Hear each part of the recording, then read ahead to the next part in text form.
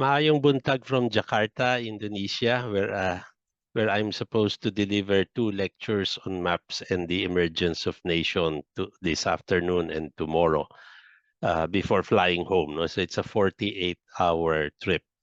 I thank the organizers, especially Dr. Hope Yu, for thinking highly enough of me and my work to merit the invitation as keynote speaker in this wonderful conference on the commonplaces of our lives.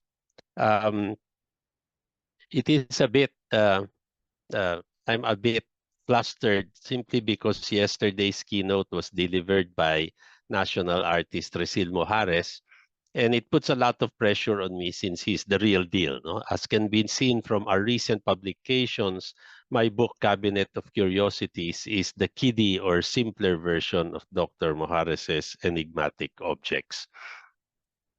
Our conversation begins with a collection of poems by national artist Virgilio Almario that has this clever title with a double meaning.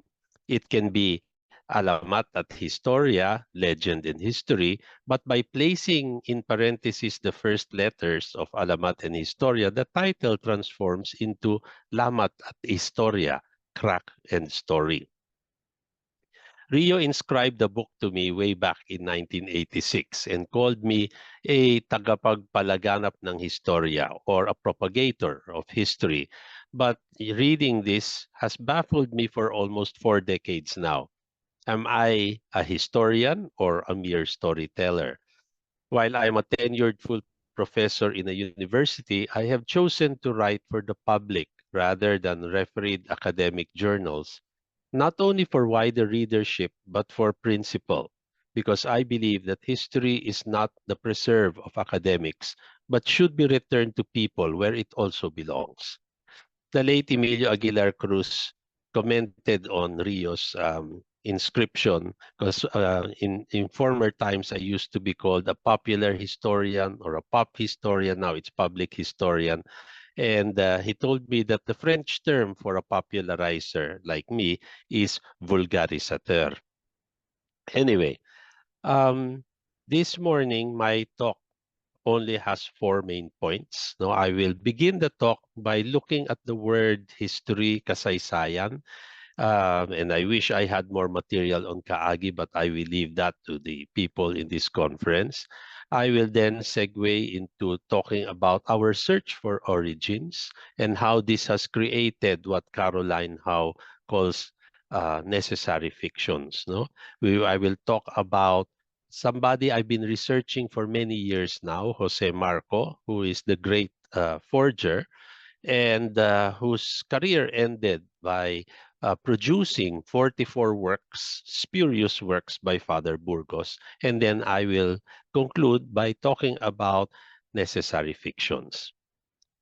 History is a commonplace in our lives as Filipinos, and the teaching and learning of it in Araling Panlipunan is not meant to instill inquiry and critical thinking required of the discipline. Araling Panlipunan actually teaches civics, not history, and it teaches patriotism and love of country. In so doing, it instills blind obedience to authority. Araling Panlipunan does not even hint at the complexity of the past, but provides a fairy tale of the birth of the nation, from resistance to colonial rule. I have long wished that kaagi, the Cebuano word for history, replace kasaysayan as it literally and figuratively points to the path that we have passed, to be where and how we are today.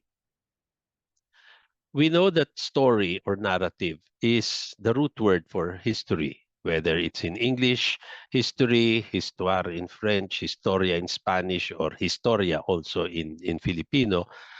And this comes actually from the ancient Greek word historie that, although it sounds the same, does not mean history as we know it today. Neither does it refer to a story or a narrative about the past. Rather, the Greek historie refers to inquiry. And this actually reminds us about the Socratic method that illustrates this clearly because it is question and answer, question and answer. You will never learn unless you ask a question. Or as Arnold Toynbee put it, challenge and response. Therefore, the ancient Greek word historie may sound like today's history, but it is not a chronological record of the past. Rather, it is knowledge from inquiry. I wish I had all the friar vocabularios of Cebuano and Bisaya at hand for this keynote. Instead, I'm using friar vocabularios of Tagalog from the 17th to the 19th centuries. You see, from my college days, I have always been intrigued by old dictionaries, probably spurred by my English 11 teacher, Doreen Fernandez.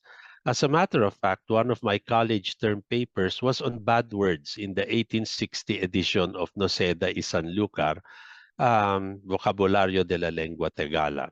So I resumed this research on bad words during the pandemic and was rather surprised and amused to find in these old dictionaries from 1613, 1754 to 1794, uh, I found this vulgar phrase that goes all the way back to the 18th century or perhaps even earlier. And when I saw this, I laughed and I realized that if you invite me to another Hulagway conversation, we can talk about this at length. But for today, we will look into the words for history. Now, Seiyu Salazar, in formulating his Pantayong Pananaw, makes the point that Historia from Spanish is simply a narrative story or salaysay. He argues that kasaysayan in its present modern form is superior to Historia because it is rooted in two words, meaning salaysay, which is the narrative, and saysay, which is sense or meaning. However, if we go back to the old Spanish vocabularios for Historia, we find something else. We actually find something better. In the 1613 Tagalog dictionary compiled by the Franciscan Pedro de San Benaventura, and published in Pila Laguna in 1613, you will see that the word historia is translated as salita or rendered as salita. It was something that puzzled me in the beginning because today salita means word. And how can history just be a word? But then, when reading further, I saw that historia was also cuento, story. Therefore, I realized that salita in the 17th century was not just a word, but it actually referred to an oral narrative, an oral narration. It is the spoken word. San Buenaventura even provided usage, no, which is quite interesting, like magsalita ka ng balangang magaling na salita, tell me a good story. And then he gave another one which says, ituloy mo na ang salita mo, which normally we would translate as um, continue your story. But the dictionary says akabatu historia, meaning finish or conclude your story. So by looking at the dictionaries, we gain a deeper insight into the concept of history, not just its word meanings and the changes in the word. In 1794, the vocabulary of the Franciscan brother Domingo de los Santos, historia is again rendered as salita. But the great thing about this is that he gives us usage. So, magaling na salita is a good story. Okay? Anong salitang dala mo? What story do you bring? And this is the thing that made me smile. Walang katapusan ang salita mo at walang ponot dolo. Your story is endless, or should we say senseless.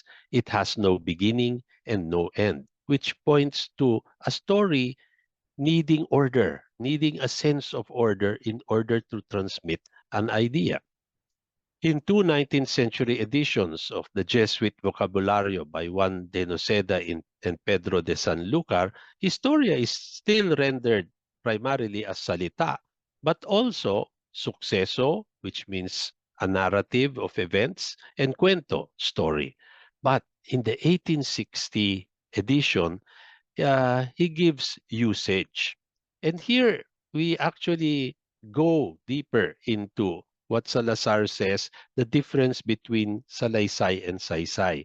When I looked up salaysay, um, Salazar gives two different words with two different meanings. But I was surprised to find in Noceda and Sanlúcar that salaysay, which actually means to declare, uh, is the synonym of saysay. So it is the same word. Okay. So I started to look. I looked up salaysay and I found out that in another page, saysay uh, meant to declare, it meant to explain, it meant to put things in order.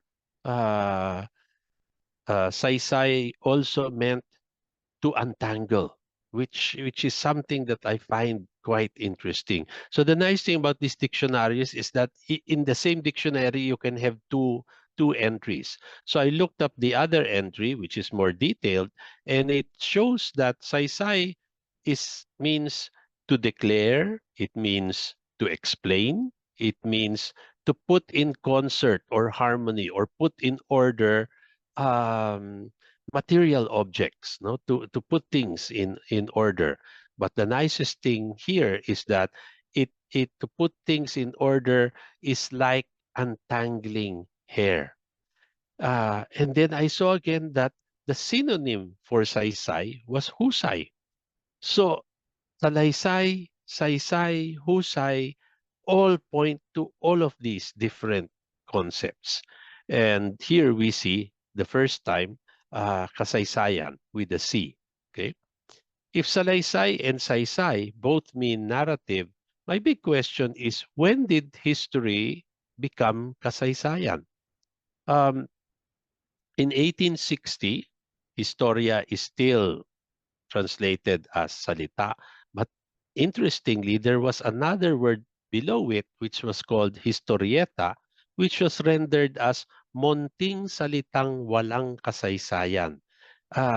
Literally translated, it is a small, insignificant, or irrelevant story with no order.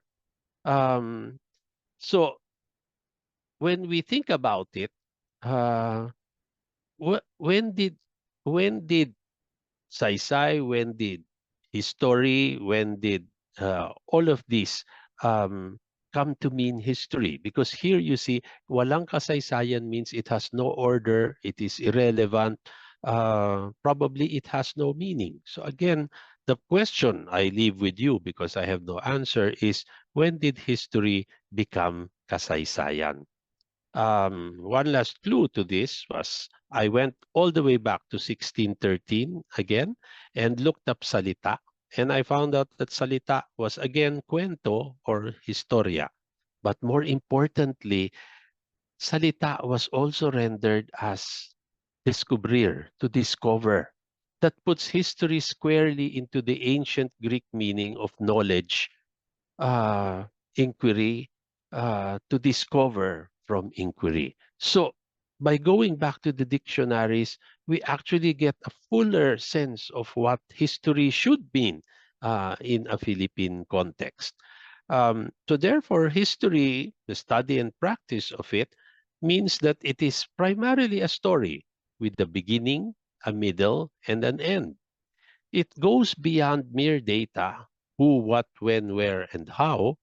And we must remember it is not taught to be an exercise to sharpen memory.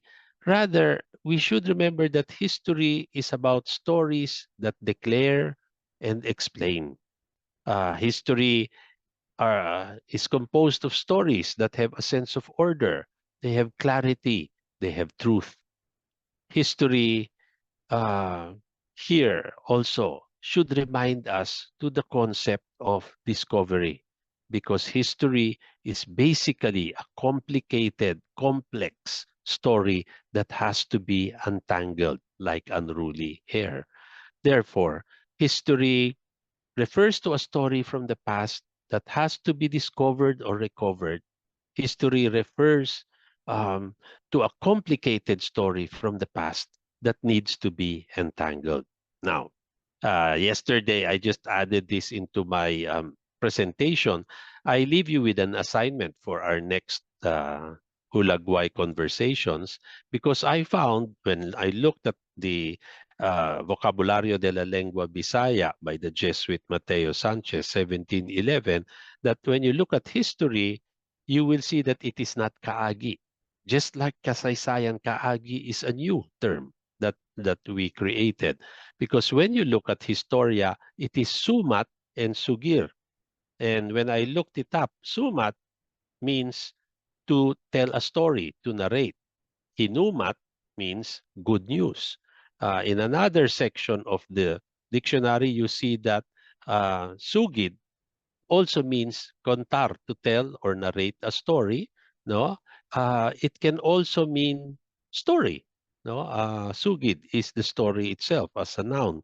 Then it's quite interesting because it says to tell the story, to tell stories is nagasugid-sugid. No? So I fell into a rabbit hole just looking at these dictionaries. And more importantly, I saw that sugid also is the verb to examine.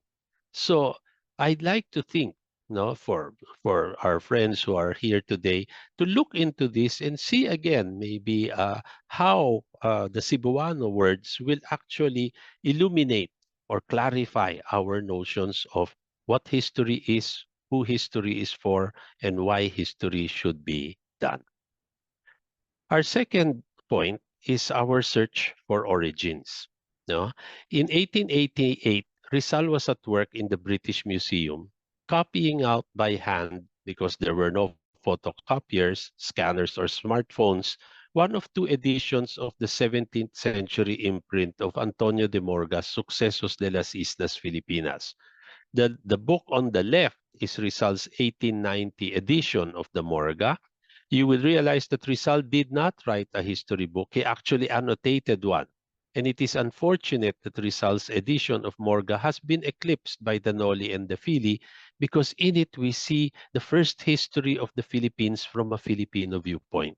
When I first read Rizal's annotations, especially to chapter 8, which describes the Philippines and the Filipinos of the time, Antonio de Morga in 1609 said that Filipinos eat rotten food, and that they know that the food is rotten because their food stinks.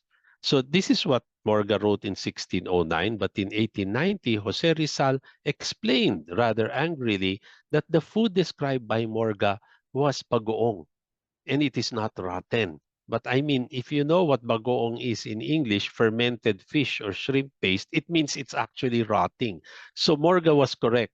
But then you will see here how his Rizal used history as a weapon, no, and how he showed that by going back to the pre-colonial past, he showed that the Filipinos had their own culture and civilization before the Spanish conquest.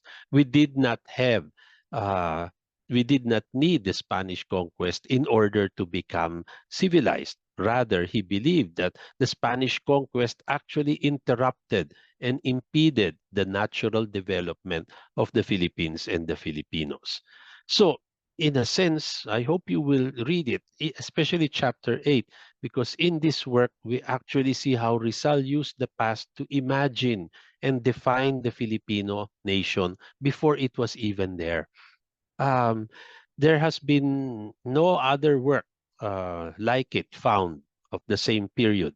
So this actually shows that it is the first um, history from a Southeast Asian viewpoint. No, a Southeast Asian writing about the history of their place in their own words and in their own viewpoint.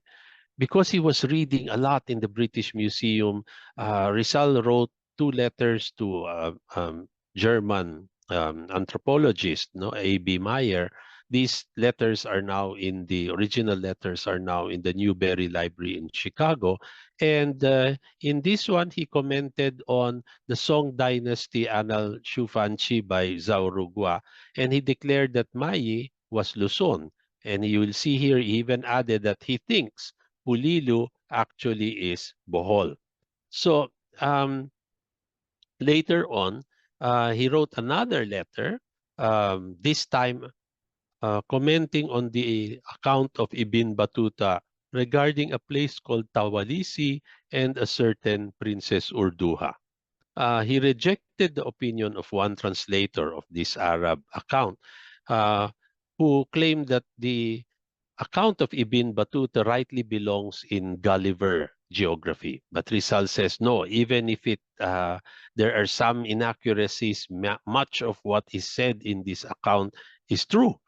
And what he did was, because it gives the distance between places. Tawalisi is 15 days from here, 10 days from there by sea. And through his calculations, Rizal located Tawalisi somewhere in northern Luzon. And from this small bit of information, we see the origins of the belief that Tawalisi is actually Pangasinan and Princess Urduha is from Pangasinan. So, this school poster of Urduha by Pedro Reyes, which, as you will see in the caption, is approved by the National Heroes Commission, it states that Urduha was a warrior and queen of Pangasinan before the Spanish conquest. She spoke many languages, including Chinese, Arabic, and Sanskrit, aside from indigenous languages. And according to some writers, actually only one, she was visited by Ibn Battuta sometime in 1347 to 1348. So we have if this is true, we have in 14th century Pangasinan a warrior princess who spoke who was multilingual and knew many languages and traded with many different people. So because of this, films have been made. No, this one on the left by shows Amalia Fuentes as Urduha, and the most recent iteration is an animated uh, film with Regine Velasquez singing. But more importantly, just to show you how our search for origins continues, in Pangasinan, the official residence of the governor of Pangasinan is called Urduha House. So we see here how history lends itself into our identities and becomes an integral part of our identities. But with due respect to the national hero, who I love very much and I've researched on him so much, we always have to remind ourselves that just because he is Rizal does not mean he is always correct. Now, we will move on to our next person. When Jose Rizal says something, people always believe it. But there was another Jose who came much later, who I've been researching on for many years now. And he's just as interesting as Rizal because he also brought out, hidden areas of our history. There's a whole bibliography of this person and the historiography of this person. This person is called Jose E. Marco, who had half a century of forgeries, beginning in 1912 when he donated bark manuscripts to the National Library, which were declared the greatest literary find ever made in the Philippines. He is the originator of the Code of Kalanchao, no, which came from the Pavon manuscript, which he also donated to the National Library in 1914. That was all fake.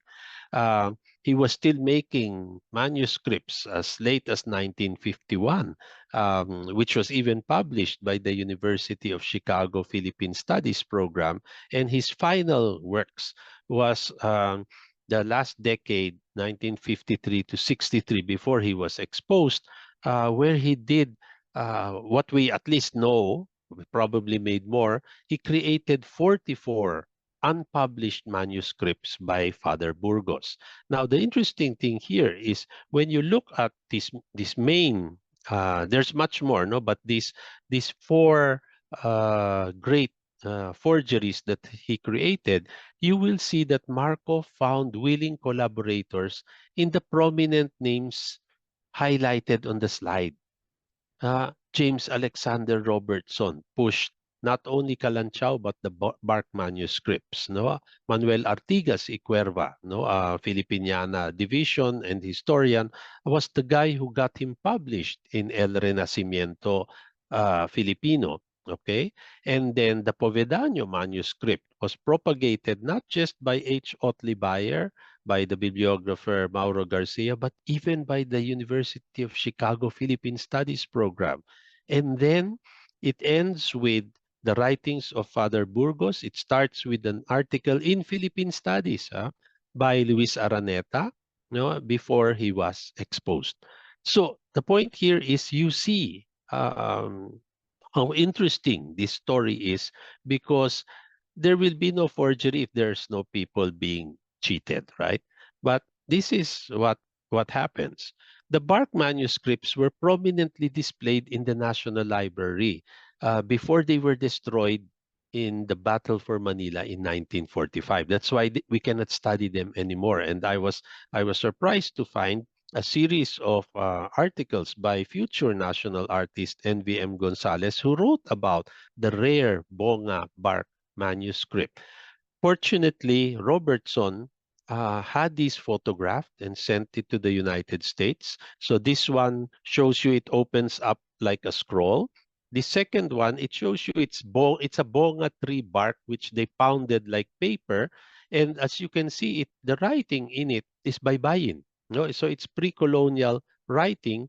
And not only did they use tree bark, the ink that was used to write was actually cuttlefish or squid ink, pusit ink.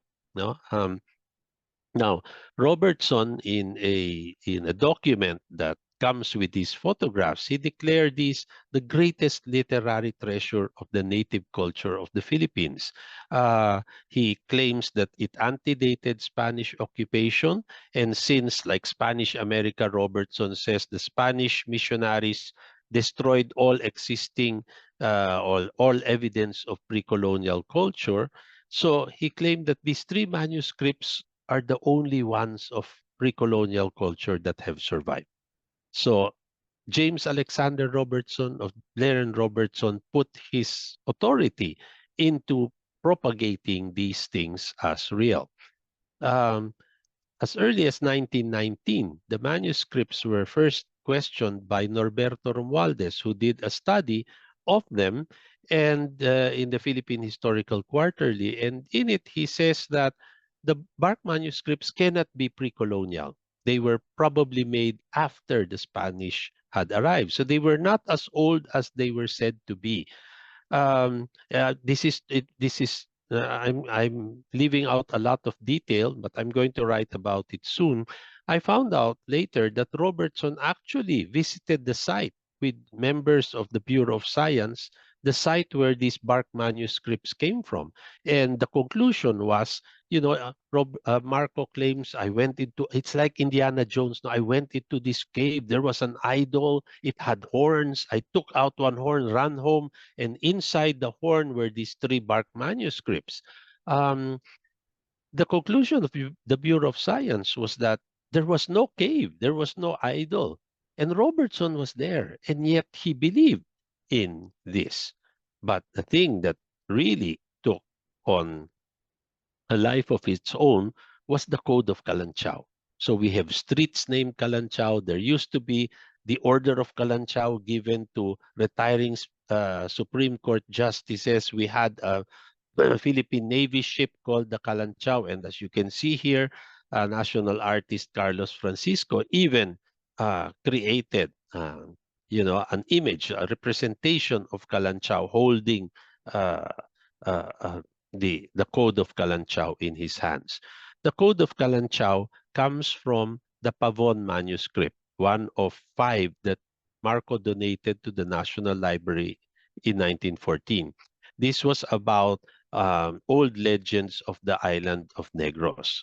Upon reading it, the Kalanchaw Code first appeared in Renacimiento Filipino, probably at the prodding of Manuel Artigas y Cuerva, but it was only in 1915 and later the publication of Robertson's Social Structure and Ideas of Law, among early Philippine peoples, because the code of Kalanchao was hailed as similar to the code of Hammurabi, and it showed pre-colonial culture. So therefore, we used to have a Kalanchao shrine in Batan, Aklan.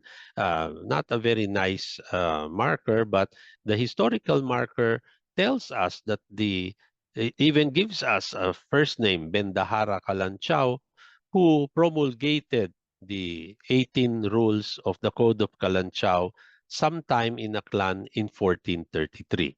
I suggest that you Google the Code of Kalanchao later and read all the 18. It's very, very short, no? Just 18 sentences. But just as a way of example, I want to share 3 examples. No, this is code number 3.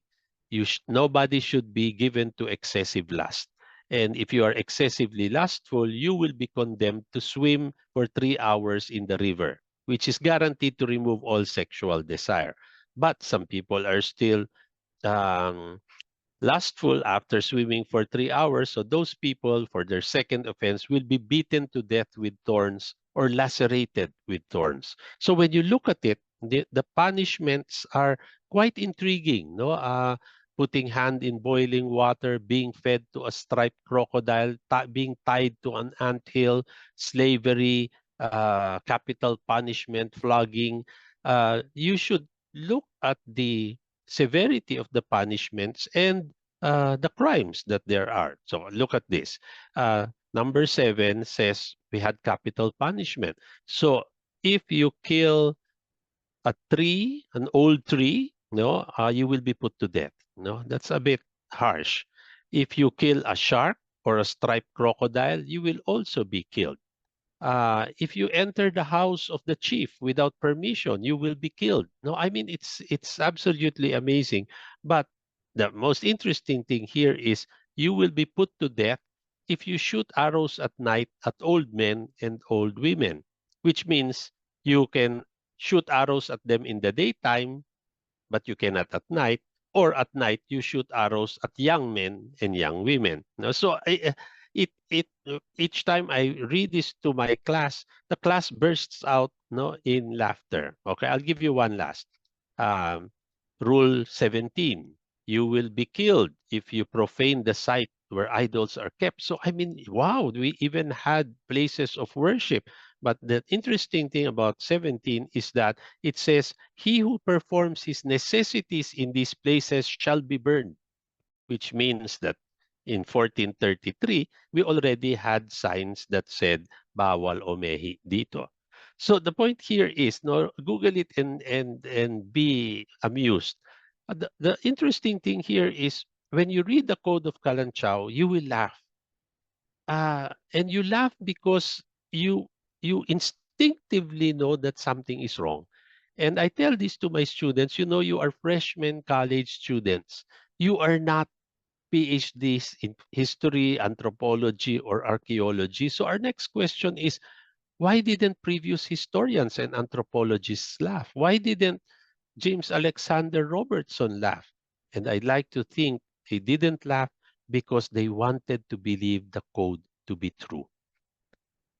One of the wonders of teaching is that I learned so much from my students because they opened their world to me. And I often think that students often teach me more than I teach them.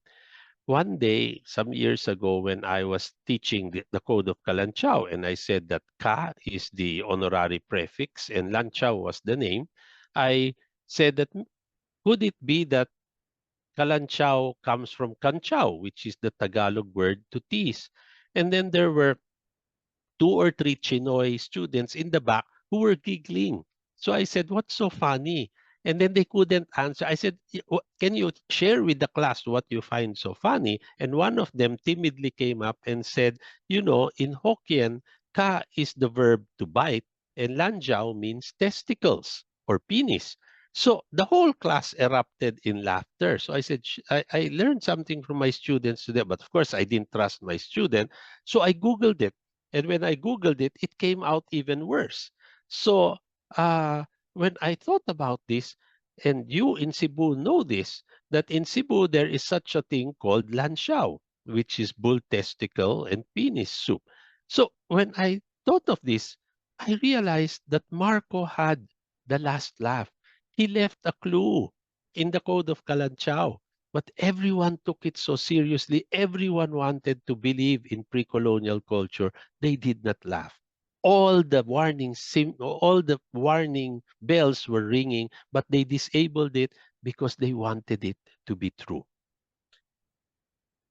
We now go to Marcos' last and greatest creation, which I call the Incredible Father Burgos. You can find this online, no, the whole Spanish edition of La Loba Negra, the Black She-Wolf, which was first published before the war. But this one is a 1958 edition that provides a list of works, unpublished works by Burgos. Now, to cut our long story short, in 1959, the respected journal Philippine Studies published an article by Luis Araneta, who owned um, 12 of the 44 known works of Father Burgos. So I've been asking his daughters to please show me the originals. No, they cannot find it now. But in this scholarly article, Araneta listed, no, the 44 works of Burgos, and you will see that Burgos is greater than Rizal. Intellectually, he wrote on philosophy, he wrote on theology, he wrote on canon law, natural history, he wrote about fish and shells, he wrote about prehistory, ethnology, anthropology, music, folklore. Um, it is so amazing, no, that you have somebody greater than Rizal that we did not know about. But it was only when I was doing this research that I realized how come the editors or the reader of the article did not see the warning signs. Like, for example, number 17 is Stories and Legends of the Philippines with a prologue by Jacinto Zamora. Zamora pala also is scholarly. But more, when you look at number 13. It is Beliefs and Customs of the Filipinos, 200-page manuscript, which comes with annotations by Dr. Jose Rizal and Ferdinand Blumentritt, and the dating of the manuscript is 1868. In 1868, Rizal was 7 years old. So unless he's very bright, how can he comment on, ancient customs of the Filipino?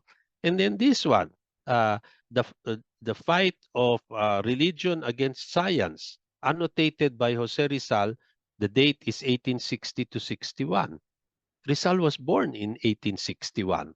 So how can he cannot even write? So the point here is uh, the list was there, and it took maybe 20 years for this to be disproven. But despite this, Luis Araneta noted in his article that Burgos was not a good writer. His Spanish was not elegant, and his style was excursive, repetitious, and redundant. And yet, in the footnote in this article to Philippine Studies, they said they were going to publish the works of Father Burgos.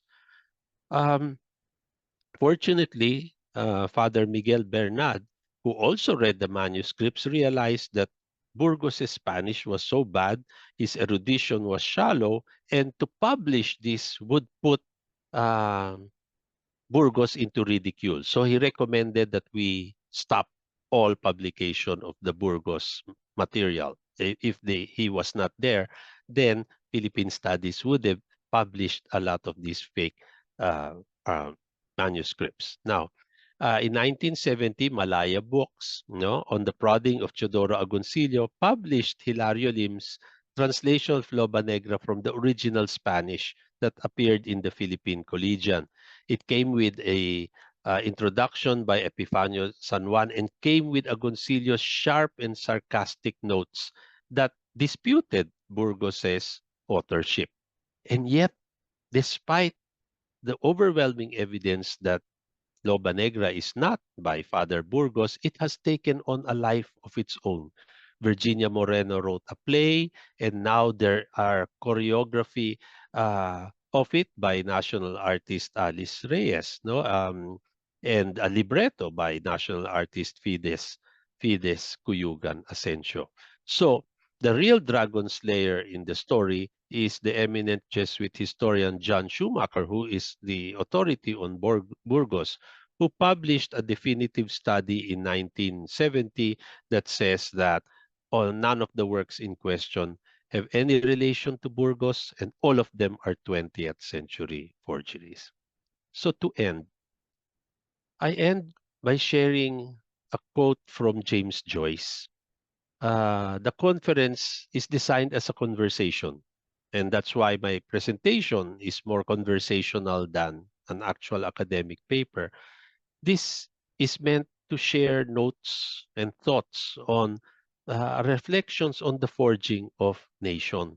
Because there is this wonderful quote from James Joyce that says, that you will forge in the smithy of your soul the uncreated soul of the race. It's such a rousing quote. But when you look at it, to forge, and looking at Google, forging means to make or shape out of nothing, to create a relationship. But to forge also means to make something false, no, to make something fake in order to deceive. So today, I just want us to look back, since all our papers are all looking back and trying to find identity. I'd like to remind us that our search for origins should remind us of the use and abuse of history.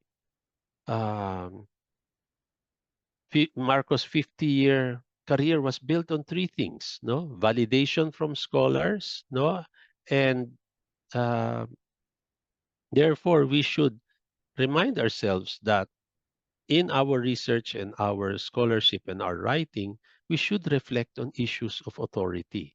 When we look back at the story of Marco, he was propagated because of white American people, American scholars. There were people who questioned it, but they were Pinoy and they were not listened to because they were not white. The second secret to Marcos' success was academic greed and one-upmanship.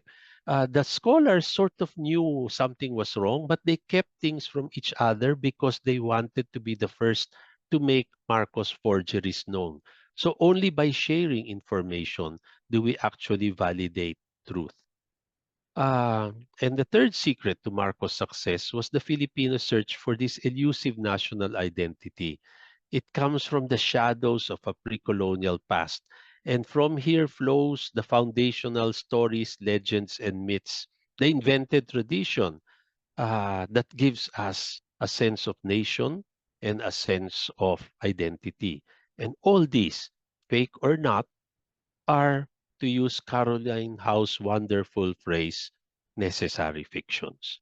So today I just wanted to share that, to how to go back to old dictionaries and how to look back at the past in order to find ourselves, and maybe to find something that we're not looking for, or to find something that we may not be looking for. But the thing here is we have to outgrow the fairy tales that make us the fairy tales that give us this sense of nation, the fairy tales that are forgeries in order to give us a sense of nation.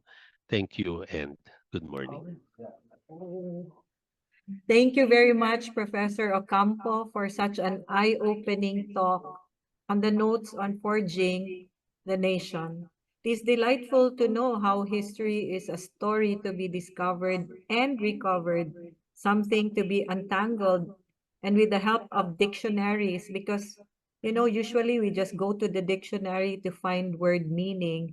But as you unpacked it, it's a source of story. So it's a different look on that. So let's pay attention to this. More than that, the first part of your talk alone, there is a research area to venture into. And you know, as writers, as editors, you know, it gives us a broader window to to use and to look into. So, and then Rizal, how Rizal used history as a weapon and showcased our rich culture prior to the Hispanic settlement in the Philippines.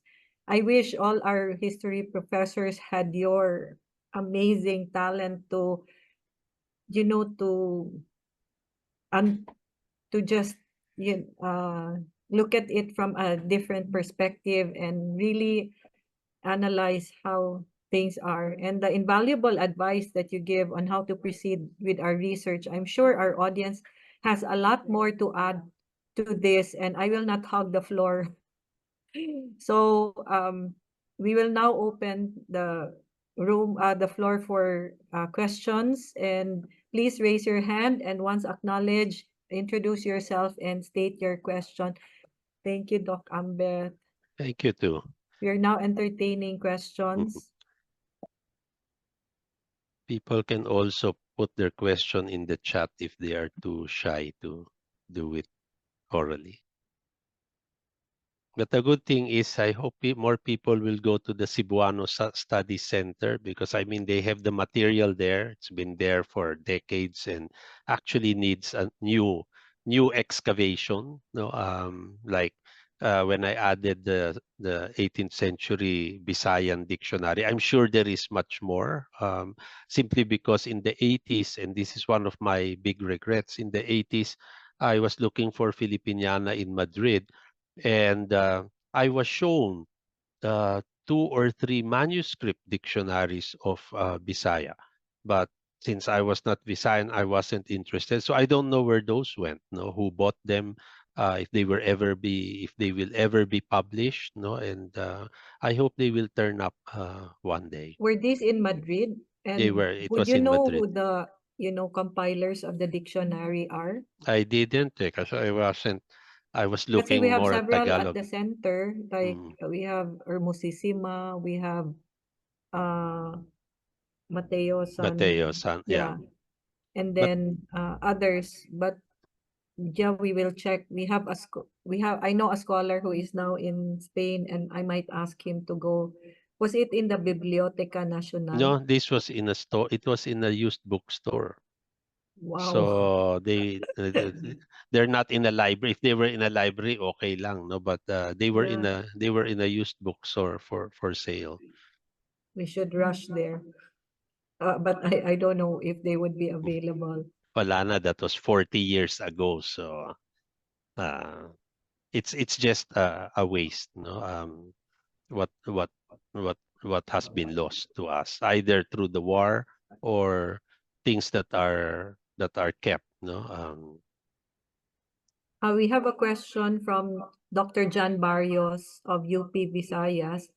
Uh, Dr. Ocampo, thank you for the enlightening information on Marco. My question is, if Marco all along was consciously tricking the Americans, can we say that his writings in a way are subversive of colonial projects? That's actually a very nice angle to it, but I don't think Marco had lofty ideals. No, he did this for money. No, and he earned a lot of money on it. My I've always been, as you know, there are two plays by on Marco. One by uh, Rene Villanueva called Kalanchao, and the other one, Fake, by Floy Quintos. And both of these plays are rather didactic. So they trash Marco as an evil genius who warped our history. But I've been talking to my friends who are playwrights, and I keep telling them, "Can you write another play on Kalanchao?" And I want an Ambet Ocampo character in it. The final scene, as I want it done, is that the Ambet Ocampo character will confront Marco and tell him, why did you do all of this? And Marco will reply something like, you were looking for a pre-Spanish culture. There was none. So I created it for you.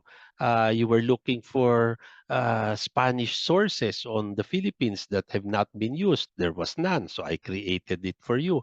You wanted a hero greater than Jose Rizal, so I looked at Burgos and I created a whole corpus of work by Burgos. And so the Marco character, and this is the twist which follows Mr. Barrios's line of thought, is that Marco will say, uh, there are certain things that you need in order to build nation.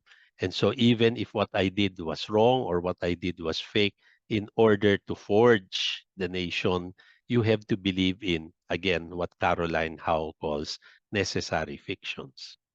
So he's uh, when I publish my work on Marco, which will include, the complete listing of his production and where this can be found, maybe people will be able to see other angles into the story. But we need all the basic data to be in. But it's quite fascinating actually to see how he actually duped many of the scholars that we look up to today.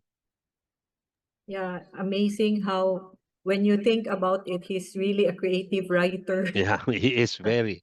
in the sense of, like historical, using a different genre.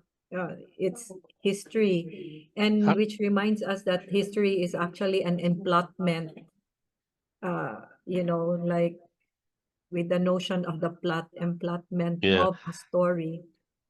actually, in Sophia University in Tokyo, I found a 400-page typescript called Philippine Folklore. So he compiled it, and he joined the Commonwealth contest or something. He lost. So the only existing copy is in Tokyo.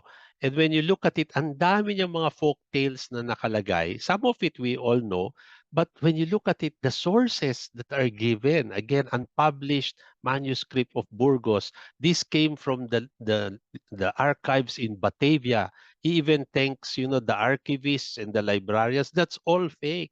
So it's so amazing, no? As a creative writer, uh, he invented all of this. So in a sense, I'm of two minds because as a historian, of course, we shouldn't play him up. But as a creative writer and probably as a subversive, then he comes out in a different way. So I hope one day um, I will be able to sit down and write these things so that people will be able to dig deeper into Marco's career. Thank you for that warning. So, because there are people very much interested in folklore, looking for new materials and might stumble on this or take the lead and not know that they're fakes. But then it would be interesting to sort of use that material. And Actually, then, during the 2021, somebody actually used an article in Philippine Magazine, which was supposedly some unknown uh, material on the Magellan expedition, and it was published. No, but when I look closely, you have to go to the back, the editor's note, and it says that this material was sent in by Jose Marcos, so it was fake, and yet because it's in Philippine Magazine, it looks real. So some people still use it without their knowledge, no? we have a comment here from Mr. Trizer Mansueto. Uh, There are three interesting dictionaries in Bisaya authored by Encarnacion Sanchez de la Rosa and Mateo Sanchez, all available at the Biblioteca Digital Hispanica. Perhaps we can do something to have these dictionaries translated like what they have recently done to Yeah, Marcos de Lisboa's work in Bicol. you actually need an obsessive compulsive person to translate something like this, no? But I mean, the Cebuano Study Centers can probably pool their resources to do it, because dictionaries are the nice thing now is, as you mentioned, I've downloaded so much from the Biblioteca Nacional de España. When you think about it, 40 years ago when I started my career, or probably even longer in Professor Ito sa Mojares's pagka-English career. ko ani What happens Mansueto is you had kaning to unsa ni mga you had to oh, physically go abroad to get the material. But now a lot of the material is available online. But as I keep telling my students, there's a lot more to the internet than porn or TikTok. No, so there's a lot that is available. One still has to go abroad, but the basic material is here. I mean, I don't know if Mr. Mansueto has looked, for example, at the Paris, which is the digital archive, no, where you can actually mine. I've actually mined the Archivo de Indias for all the Manila material. There's a lot of Cebu material. And the interesting thing there is if you physically go to Sevilla today, they will not even allow you to use your phone. You cannot take pictures inside. So, because they want you to order photocopias. But the thing there is from their website, you can download a high resolution copy. So in a sense, it helps us by giving us the material to work on here. And then when you go abroad, you can find out the other things that they did not put online. But it's really it's a wonderful thing, no? Especially during the pandemic. I wouldn't have survived the pandemic without a stable internet connection. But it was during the pandemic that I found a lot of sources for my work. And aside from binging on Netflix, I binge on websites that give me a lot of material. yes. Uh, do we have another question from Mordeno? Good morning, Dr. Ocampo. Thank you for such a great talk. Given Rizal's multidisciplinary approach to learning, excelling in fields from literature to medicine, how can teachers encourage students to adopt a holistic approach to education, especially students now more delve in what they know than what they should know? And what they know is not usually correct. Um, well, it is something I think that is a problem. Anyone who teaches today knows that our greatest problem is the cell phone. No, it's distraction. They cannot sit still without checking their feed, no, their social media feed. And I mean, if you're in a classroom, they don't focus. No, that's one. Number two, what I always tell my students is that they should realize they should be critical of their Google feeds and their Google searches, because what you get from Google is basically what basically what Google thinks you want. People do not realize this, that Google knows a lot more about us from our search histories than we actually know ourselves. No, I only realized this. I mean, some years ago, when if you use Gmail and then you receive kunwari an invitation, please come to my party on Saturday. Then when you click reply, there will already be two replies that yes, I can go, no, I cannot come. And you just press yes or no. And when I saw that, I realized that Google is reading my mail. Google is remembering the invitation that was sent to me and how I replied to that invitation. So it's actually scary. No? So it is going back again to basic research. It all boils down to being inquisitive. No, the whole idea of knowledge from inquiry. No, we have lost that. No, to ask questions. And as I mentioned earlier in the talk, our educational system is not meant to teach critical thinking. It keeps the people stupid. It does not want it. It teaches us blind adherence to authority, because they know that if you have critical citizens, then it is difficult to govern. And and that's why our educational system is not just a problem in terms of content. It is a problem in how they are actually raising young people. And that's why I went into this whole thing about history and inquiry and untangling, to show how the discipline or even the concept of history is not just who, what, when, where, how. It is actually understanding the past in order to understand the present. Okay. Thank you, Doc Ambet. We have another question from Joanna Lynn Gabales. What happened to him after he was exposed as a forger, referring to Marco? I think he died. Although I'm not even sure if because I found his obituary in the Manila Times, no, so I don't even know if that even is true. So I've been trying to trace him because it gives the name of the widow, no, and gives an address in Bacolod. So I want to look him up, but he was exposed, no, and pag wala nang bumibili, then I guess he just floated away. But what is interesting here is, and I found that because Otley Bayer was buying manuscripts, Mauro Garcia was buying manuscripts, and it was only around, there was one manuscript that was sent by the Philippine Studies Program of University of Chicago. They got it from Manila and they sent it to the Newberry Library, and the Newberry Library declared them fake. So they returned it, and then they asked Otley Buyer, how come this manuscript is fake? And then Otley Buyer's response was, okay, let's stop buying. But I hear that Mauro Garcia is still buying. Just let him buy everything else. Let's not tell him. So it's so amusing to see how they were keeping information from each other. And anyone who knows what it is like in academia, no, it is this kind of thing that makes someone like Marco possible. No? So it's absolutely fascinating. Okay. Yes, and we have another one from Professor Daryl Mendoza. There are many forgeries and fakes that influenced historical development.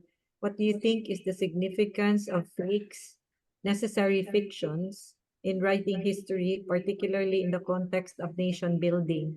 And a corollary question is it acceptable, in quotes, for the sake of Mhm. building the nation, that history can be compromised by fragments of fiction, Yeah. hoax, or fakes? That's the whole point about necessary fictions, no, that sometimes we need to believe in something. I mean, it's the way in which we are taught about heroes, for example, in the grade school, diba? It's like a fairy tale. And then when you get to college, you find out that our heroes are not what they are supposed to be. But I mean, perfection is not a imperfection is not a problem. Having a flaw is not a problem. What is important is to see character. No, no person is perfect, but some people are flawed, but they are good people, and we have people who are totally bad, no, flawed and bad. So it helps us to understand. There's no excuse for it, but I mean things like uh the rice terraces that we believe to be thousands of years old because of Otley Bayer, yung pala, hindi pala totoo. It's probably Spanish period, no? So it deflates. We are a country that and a people that is in desperate need of validation, no, so that's why we have things like, somebody wins, Carlos Yulo wins in two Olympic golds, there's national rejoicing, they give him millions of pesos rather than spending the millions of pesos to develop more athletes. So they only give the reward to the winner, but they do not reward all the other people who also worked hard but did not win. No, so uh, when you think of it, no, Pacquiao, Lea Salonga, we are a country in need of validation. And I always remember the quote from Brecht that says, "Cursed is a nation that has need of heroes." And we are a nation that is in search of heroes. Maybe it comes with maturity. No, necessary fictions are are given to children, and maybe we are in that stage. But when we become older, more mature, more critical, then we will throw out the necessary fiction. But in the beginning, I think we also need it at some point in our lives. I'm sorry, I wish I had a better answer. Thank you, Dr. Ocampo. It, I guess that's a wake up call that, right now we cannot be children anymore. We have to, grow up and leave that stage of innocence or, blissful ignorance. Um, do we have any more questions from the floor?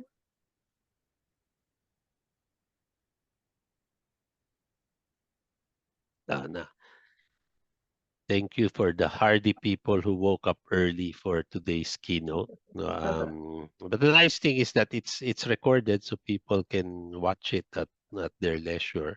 And hopefully one day I will write it. One of the problems of my present career is that I'm just delivering keynotes everywhere. No, so after two lectures here, I go back to Manila Monday. I have another keynote, and I need time to write my own things. No, I'm always writing introductions to other people's books rather than writing my own books. So I'd like to think that I have a lot of material, a lot of books I still have to write, but I'm struggling to work in long form. No, it's one of the problems of being a newspaper columnist. We write 800 words, uh, and Agoncillo warned me about this. Carmen Guerrero Nakpil warned me about this. She says you have to do long form where you can actually do an argument, and that's what I realized when I was doing PhD work in London. My supervisor says, I just want to see that you can argue a point in 50 pages. And it is actually a challenge, to be able to argue a point. And I guess going back to what historia is, di ba? It is untangling, unboxing, putting things in order, no, finding truth. Uh, that's why that whole idea of going to the dictionaries was so enlightening to me, because it clarified for me what the discipline should be. And I'm sure when you go through the Cebuano Bisaya dictionaries, you will find, the concept also of what it is in Cebuano, and you may find even better things than the Tagalog dictionaries have given me. So I wait for the next Hulagway conversations, and we'll see what younger scholars will find. Thank you, Doc Ambed. We have a comment and a question from Mr. Radel Paredes. The literary style magic realism was based on the critique of history being itself unreliable, as it is constantly being revised in the light of new data. So retelling the narrative of the nation must involve both the historical and the magical, folklore, for example, being a reflection of the spirit of the nation. What do you think about this? That is a wonderful way of doing it. No, I mean, just last meeting, I was telling my students that history is not static. No, it always changes based on new material that comes up, or sometimes the old material is there, but our perspectives have changed, our thinking has changed, so we read things in a different way, which is why they say there are more histories than there are historians, because each generation writes its own history. Each person has a point of view. No, history is never innocent. It always has a point of view. Most of the time, the point of view of the historian. But the thing there is, this whole idea of um, mixing, history and the folkloric, and that's the great thing about magic realism. It's one of the things that I've always envied creative writers. I used to tell um, Shonil Jose, for example, that a historian, I try to make my writing as engaging as possible, but I am limited by my sources and I'm limited by historical method. But a creative writer can imagine, can go beyond the historical uh, material, and that's what makes for great literature. And I think, even great literature helps us define ourselves in the here and now, or helps us understand people in another time based on, again, their folklore and whatever is available. Thank you for that. It's a point well taken. Thank you, Mr. Paredes and Dr. Ocampo. So it's been a very amazing morning. I'm all revved up to go. I wish after I finish this, I can follow up on the words, because there was a time when I was looking at the, words in the John Wolfe dictionary, Mm. words that pertain to sex, because I was looking for, Utol si my Hope. research had to do with the Kirida, but I was amazed that there were several words. I think about 50 words for sex in that dictionary. So, thank you, everyone, for that engaging discussion with Dr. Ocampo. We now proceed to the awarding of the Certificate of Appreciation.